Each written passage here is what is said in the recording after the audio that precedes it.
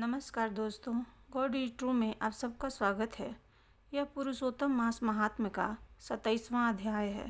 इससे पहले का पार्ट मेरे चैनल पर अपलोड हो चुका है, आप लोग जाकर देख सकते हैं। श्री नारायण बोले, इस प्रकार कहकर मौन हुए मुनीश्वर वाल्मीकि मुनि को सपत्नीक राजा ढृधन्वा ने नमस्कार किया और प्रसन्नता के साथ भक्तिपूर्वक पूजन किया। उस राजा ढृधन्वा से की हुई पूजा को लेकर आशीर्वाद को दिया, तुम्हारा कल्याण हो। पापों का नाश करने वाली सरजू नदी को मैं जाऊंगा। इस समय हम दोनों को इस प्रकार बातें करते सायंकाल हो गया है। यह कहकर मुनि श्रेष्ठ वाल्मीकि मुनि शीघ्र चले गए। राजा ढृधन्वा भी सीमा तक वाल्मीकि मुनि को पहुंचाकर अपने घर लौट आया। घर जाकर अपनी गुण सुंदरी नामक सुंदरी स्त्री से बोला। राजा ढृधन्वा बोला, ऐ सुंदरी, राग द्वेष लोभ मोह मद मात्सर्य इन 6 शत्रुओं से युक्त गंधर्व नगर के समान इस असार संसार में मनुष्यों को क्या सुख है।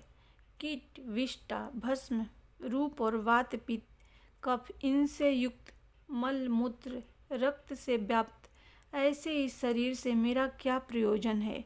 हे बरारोहे, अध्रुव शरीर से ध्रुव वस्तु एकत्रित करने के लिए पुरुषोत्तम का स्मरण कर वन को जाता हूँ।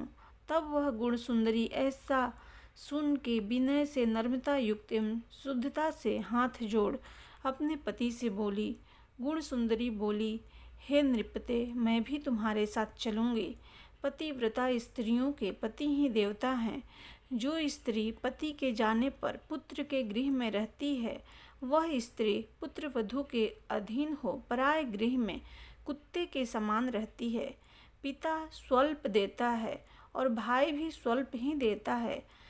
अत्यंत देने वाले पति के साथ कौन स्त्री न जाएगी। इस प्रकार प्रिया की बात को स्वीकार कर पुत्र का अभिषेक कर स्त्री सहित शीघ्र ही मुनियों से सेवित वन को गया। दोनों स्त्री पुरुष हिमालय के समीप गंगा जी के निकट जाकर पुरुषोत्तम मास के आने पर दोनों काल में स्नान करने लगे। हे नारद, वहाँ पुरुषोत्तम मास को प्राप्त कर विधि से पुरुषोत्तम का स्मरण कर भार्या सहित तपस्या करने लगे। ऊपर हाथ किए बिना अवलंबन पैर के अंगूठे पर स्थित आकाश में दृष्टि लगाए निराहार होकर राजा श्री कृष्ण का जप करने लगे। इस प्रकार व्रत की विधि में स्थित हुए तपोनिधि राजा की पतिव्रता रानी सेवा में तत्पर हुई। इस प्रकार तप करते हुए राजा का पुरुषोत्तम मास संपूर्ण होने पर घंटिमाओं के जल से विभूषित विमान वहां आया। ऐसे तत्काल आए हुए पुण्यशील और सुशील सेवित विमान को देख स्त्री सहित राजा आश्चर्य युक्त हो विमान में बैठे हुए पुण्यशील और सुशील को नमस्कार किया। पुनः वे स्त्री सहित राजा को विमान में बैठने की आज्ञा दिए। स्त्री सहित राजा विमान में बैठ के सुंदर नवीन शरीर धारण कर तत्काल गोलोक को गए। इस प्रकार पुरुषोत्तम मास में तप करके भय रहित लोक को प्राप्त होकर हरि के निकट आनंद करने लगे। और पतिव्रता स्त्री भी पुरुषोत्तम में तप करते हुए पति की सेवा कर उसी लोक को प्राप्त हुई। श्री नारायण बोले, हे नारद, मेरी एक जिह्वा है, इस समय इसका क्या वर्णन करूं। इस पृथ्वी पर पुरुषोत्तम के समान कुछ भी नहीं है। सहस्त्र जन्म में तप करने से जो फल प्राप्त नहीं होता है, वह फल पुरुषोत्तम के सेवन से पुरुष को प्राप्त होता है। श्री पुरुषोत्तम मास में बुद्धिपूर्वक अथवा अबुद्धिपूर्वक किसी भी बहाने यदि उपवास स्नान दान और जप आदि किया जाए तो करोड़ों जन्म पर्यंत किए पाप नष्ट हो जाते हैं। जैसे दुष्ट बंदर ने अबुद्धिपूर्वक 3 रात तक पुरुषोत्तम मास में केवल स्नान कर लिया तो उसके पूर्व जन्म के समस्त कुकर्मों का नाश हो गया और वह बंदर भी दिव्य शरीर धारण कर विमान पर चढ़कर जरा मरण रहित गोलोक को प्राप्त हुआ। इसलिए यह पुरुषोत्तम मास संपूर्ण मासों में अत्यंत श्रेष्ठ है, क्योंकि इसने बिना जाने से ही पुरुषोत्तम मास में किए गए स्नान मात्र से दुष्ट बानर को हरि भगवान के समीप पहुंचाया। अहो आश्चर्य है! श्री पुरुषोत्तम मास का सेवन जो नहीं करने वाले हैं वे महामूर्ख हैं। वे धन्य हैं और कृत्य हैं तथा उनका जन्म सफल है जो पुरुष श्री पुरुषोत्तम मास का विधि के साथ स्नान, दान, जप, हवन, उपवास पूर्वक सेवन करते हैं। नारद मुनि बोले, वेद में समस्त अर्थों का साधन करने वाला मनुष्य शरीर कहा गया है, परंतु यह बानर भी ब्याज से पुरुषोत्तम मास का सेवन कर साक्षात मुक्त हो गया। हे तपोनिधे, संपूर्ण प्राणियों के कल्याण के निमित्त मुझसे इस कथा को कहिए। इस बानर ने 3 रात्रि तक स्नान कहाँ पर किया? यह बानर कौन था? आहार क्या करता था? उत्पन्न कहाँ हुआ? कहाँ रहता था? और श्री पुरुषोत्तम मास में ब्याज से उसको क्या पुण्य हुआ? यह सब विस्तार से सुनने की इच्छा करने वाले मेरे को कहिए। आपसे कथामृत श्रवण करते हुए मुझे तृप्ति नहीं होती है। श्री नारायण बोले, कोई केरल देश का अत्यंत लालची, शहद की मक्खियों के समान धन में प्रेम रखने वाला, सर्वदा धन के संचय करने में तत्पर रहने वाला ब्राह्मण था।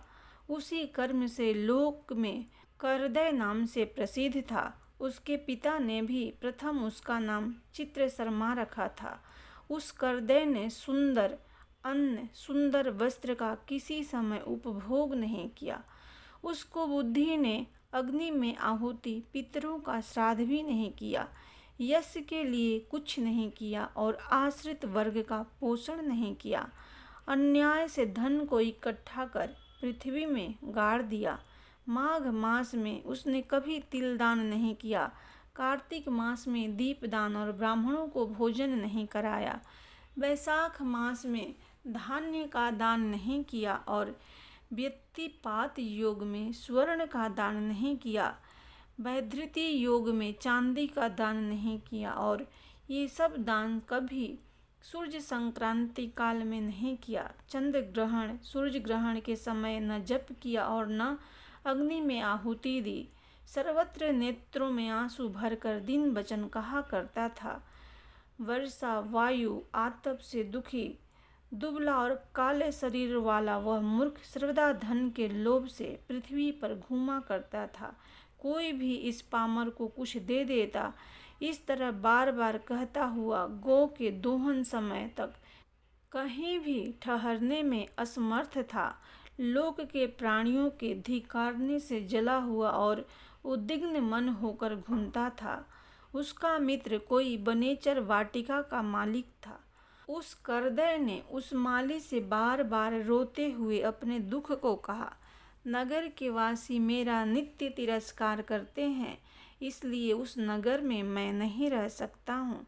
इस प्रकार कहते हुए उस करदय ब्राह्मण के अत्यंत दिन वचन को सुनकर माली दयार्द चित्त हो गया। शरण में आए हुए उस दिन ब्राह्मण पर माली ने दया कर कहा कि हे करदय, इस समय तुम इसी वाटिका में वास करो। नगर वासियों से तिरस्कृत हुआ वह करदय उस माली के वचन को सुन प्रसन्न होकर उस वाटिका में रहने लगा। नित्य उस माली के पास वास करता और उसकी आज्ञा का पालन करता था। इसलिए उस करदय में माली ने दृढ़ विश्वास किया और उस करदय में अत्यंत विश्वास होने के कारण माली ने उस करदय ब्राह्मण को अपने से छोटा बगीचे का माली बना दिया। इसके बाद उस माली ने यह निश्चय किया कि करदय हमारा आदमी है, इसलिए वाटिका की चिंता को छोड़कर राज मंदिर का सेवन किया। राजा के यहाँ उस माली को बहुत कार्य रहता था, इसलिए और पराधीनतावश वाटिका की ओर वह कभी ध्यान नहीं आया। वह अत्यंत दुर्बल करदय उस वाटिका के फलों को आनंद से अच्छी तरह भोजन करता और लोभवश बचे हुए फलों को बेच देता था। निर्भय पूर्वक उस बगीचा के फलों को बेचकर सब धन स्वयं ले लेता था। जब माली पूछता था तो उसके सामने झूठ बोलता था कि नगर में फिरता फिरता भिक्षा मांगता मांगता और खाता खाता तुम्हारे वन की रक्षा करता हूँ। फिर भी पक्षीगण इस बगीचे के फलों को महीने में आकर खा जाते हैं। देखिए, मैंने कुछ खाते हुए पक्षियों को अच्छी तरह से मार डाला है। यहाँ चारों तरफ उन पक्षियों के मांस और पंख गिरे पड़े हैं। उन मांस के टुकड़ों और पंखों को देखकर उसका अत्यंत विश्वास कर माली चला गया। इस प्रकार अत्यंत जर्जर उस दुष्ट करदय के वास करते हुए 87 वर्ष व्यतीत हो गए। वह मूढ़ वहाँ ही मर गया और उसको अग्नि और काष्ठ भी नहीं मिला। बिना भोगे पापों का नाश नहीं होता है, ऐसा वेद के जानने वाले कहते हैं। इस कारण हाहाकार करता हुआ यमदूतों के मुद्गर के आघात से पीड़ित कष्ट के साथ अत्यंत भयंकर दीर्घ मार्ग को गया। पूर्व में किए हुए कर्मों को स्मरण करता हुआ और प्रलाप करता हुआ वह बुद्ध अक्षरों में कहता हुआ कि अहो, आश्चर्य है, मुझ दुष्ट करदय के अज्ञान को देखिए। कृष्ण सार से युक्त पवित्र इस भारत खंड में देवताओं को भी दुर्लभ मनुष्य शरीर को प्राप्त कर मैंने धन के लोभ से क्या किया, अर्थात कुछ भी नहीं किया। और मैंने जन्म व्यर्थ में खोया तथा मैंने बहुत दिनों में जो धन संचय किया था वह धन तो पराधीन हो गया। इस समय काल पास में बंधा पराधीन होकर क्या करूं? प्रथम मनुष्य शरीर को प्राप्त कर कुछ भी पुण्य कर्म नहीं किया, न तो दान किया, न अग्नि में आहुति दी, न हिमालय की गुफा में जाकर तपस्या की, मकर के सूर्य होने पर माघ मास में न गंगा जल का सेवन किया, पुरुषोत्तम मास के अंत में 3 दिन उपवास भी नहीं किया और कार्तिक मास में तारागण के रहते प्रातः स्नान नहीं किया। मैंने पुरुषार्थ को देने वाले मनुष्य शरीर को भी पुष्ट नहीं किया। अहो, आश्चर्य है, मेरा संचित धन पृथ्वी में निरर्थक गड़ा रह गया। दुष्ट बुद्धि होने के कारण जीवन पर्यंत जीव को कष्ट दिया और मैंने जठराग्नि को भी कभी अन्न से तृप्त नहीं किया। किसी पर्व के समय भी उत्तम वस्त्र से शरीर को आच्छादित नहीं किया। न तो जाति के लोगों को, न बंधुओं को, न स्वजनों को, न बहनों को, न दामाद को, न कन्या को, न माता पिता, छोटे भाई को, न पतिव्रता स्त्री को, न ब्राह्मणों को प्रसन्न किया। इन लोगों को एक बार भी मिठाई से कभी तृप्त नहीं किया। इस प्रकार विलाप करते हुए उस करदय को यमदूत यमराज के समीप ले गए। उसको देखकर चित्रगुप्त ने उसके पापे पुण्य को देखा और अपने स्वामी धर्मराज से कहा कि हे महाराज, यह ब्राह्मणों में अधम कृपण है। धन के लोभी इस दुष्ट करदय का कुछ भी पुण्य नहीं है। वाटिका में रहकर इसने बहुत पाप किया है। माली का विश्वास पात्र बनकर साक्षात स्वयं फलों को चुराया और जो पके हुए फल थे उनको खाया और जो खाने से बचे हुए फल थे उनको इस दुष्ट ने धन के लोभ से बेच डाला। एक फलों के चोरी का पाप, दूसरा विश्वासघात का पाप। हे प्रभु, ये 2 पाप इस कृपण में अत्यंत उग्र है और भी इसमें कई प्रकार के अनेक पाप हैं।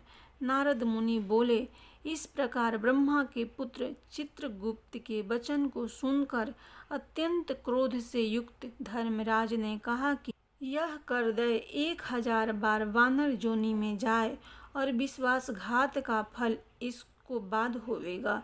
इति बृहन्नारदीय पुराणे पुरुषोत्तमास महात्म्ये 27वां अध्याय। प्रेम से बोलो विष्णु भगवान की जय, कृष्ण भगवान की जय।